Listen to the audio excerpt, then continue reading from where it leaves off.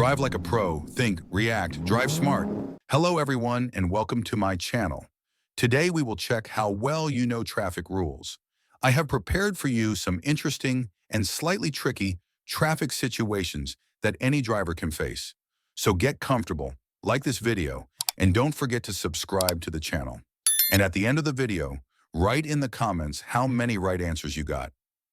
Parking privileges for disabled drivers. Color-coded curbs. Question: disabled drivers who display their placards can park at a curb. Answer 1, white. Answer 2, green. Answer 3, red. Answer 4, blue. Correct answer, blue. Detailed explanation. A blue curb is specifically reserved for disabled parking. These spaces are legally designated for drivers who have a valid disabled parking placard or license plate issued by the proper authority. When a curb is painted blue, it means parking is only allowed for vehicles displaying a valid disabled placard or plate. The space is reserved to provide closer access to buildings and entrances. The area often includes extra space for wheelchairs or mobility devices. Parking in a blue zone without proper authorization is a traffic violation and can result in fines or towing. Why the other answers are incorrect. White curb. A white curb is typically used for passenger loading and unloading only. Parking is usually allowed only briefly, and the driver must remain in or near the vehicle. White curbs are not reserved for disabled parking unless clearly marked otherwise. Green curb. A green curb indicates limited time parking. For example, parking may be allowed for a short period, such as 10 or 15 minutes. This curb color is meant to encourage turnover and is not specifically for disabled drivers. Red curb A. Red curb means no stopping, standing, or parking at any time. This area must remain clear for safety reasons, such as emergency access or traffic flow. Disabled placards do not permit parking at red curbs. Important reminder for exams and real driving. A disabled placard does not allow parking everywhere. It only grants access to clearly designated disabled spaces, such as blue curbs, asterisk. Always check posted signs for additional restrictions. Misusing disabled parking spaces is taken seriously and can lead to penalties. Summary: blue curbs are the only curb color reserved specifically for disabled drivers displaying valid placards or plates. Final answer: blue. Now let's look at next situation: railroad crossing warning signal. Full explanation. The image shows a railroad crossing warning signal, also called a cross buck, combined with round red signal lights. This is one of the most important warning devices you will encounter on the road because it alerts drivers to a location where trains may cross the roadway.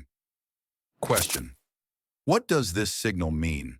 Answer 1, a railroad crossing is ahead. Answer 2, an abandoned railroad track is ahead. Answer 3, a train station is ahead. Answer 4, a railroad track parallel to the roadway is ahead. Correct answer: a railroad crossing is ahead. In-depth explanation.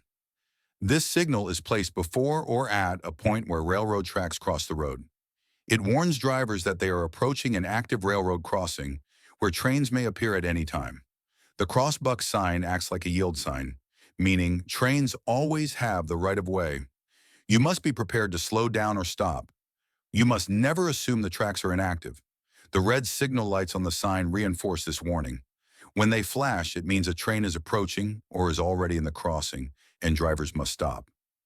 Why this sign is critical for safety: trains are extremely heavy, travel at high speeds, cannot stop quickly, always require a long distance to come to a complete stop. Because of this, drivers must yield, not trains. Even if a train appears far away, it can reach the crossing much faster than expected. Why the other answers are incorrect. An abandoned railroad track is ahead.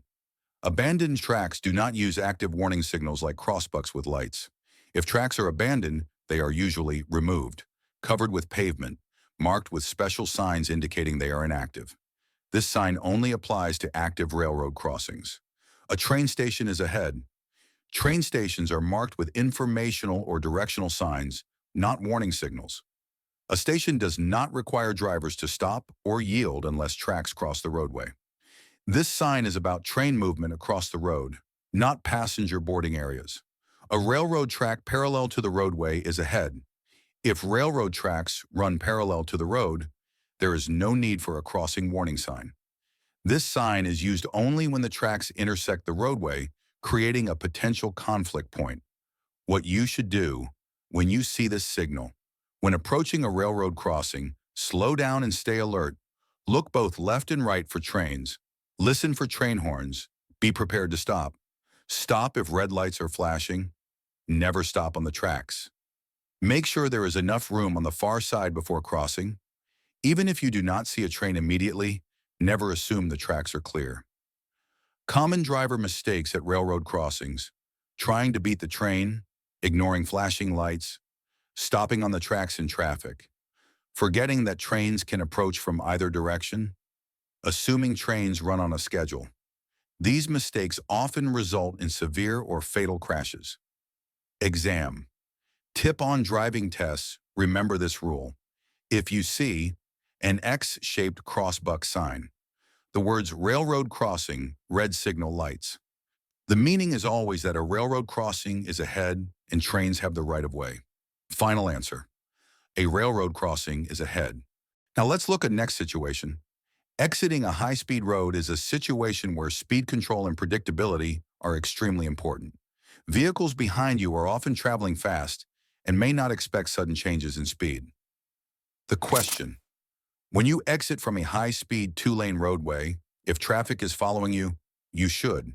Answer 1, not slow down too suddenly. Answer 2, increase your speed. Answer 3, apply your brakes and keep the steering steady. Answer 4, quickly slow down your vehicle. Correct answer: not slow down too suddenly. Why this is correct: on a high-speed roadway, vehicles behind you are moving at the same speed and maintaining a safe following distance based on that speed. If you slow down suddenly, you create a serious risk of rear-end collisions, chain reaction crashes, forcing other drivers to brake hard or swerve. A sudden slowdown gives drivers behind you little or no time to react, especially at highway speeds. The safe and correct action is to signal early. Gradually reduce your speed. Move smoothly into the exit lane or ramp. This allows drivers behind you to adjust their speed safely.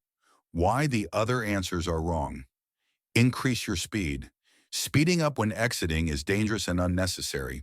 You should be preparing to leave the roadway, not accelerating. Apply your brakes and keep the steering steady. Braking alone, especially without gradual slowing and signaling, can surprise drivers behind you. Proper exiting requires early signaling and smooth deceleration, not abrupt braking. Quickly slow down your vehicle. Quick or sudden slowing is one of the most common causes of rear-end crashes, particularly on high-speed roads. Safe exit technique, step by step. When exiting a high-speed roadway: 1. Signal well in advance. 2. Check mirrors for following traffic. 3. Ease off the accelerator gradually. 4. Brake smoothly if needed. 5. Reduce speed fully on the exit ramp, not on the main road. Exam tip: if a driving test question includes high-speed traffic following you, exiting or slowing, the correct answer usually focuses on gradual, predictable movement, not sudden actions. Key rule to remember: never slow down suddenly on a high-speed roadway when traffic is behind you. Final answer: not slow down too suddenly. Subscribe and never miss traffic rules lessons.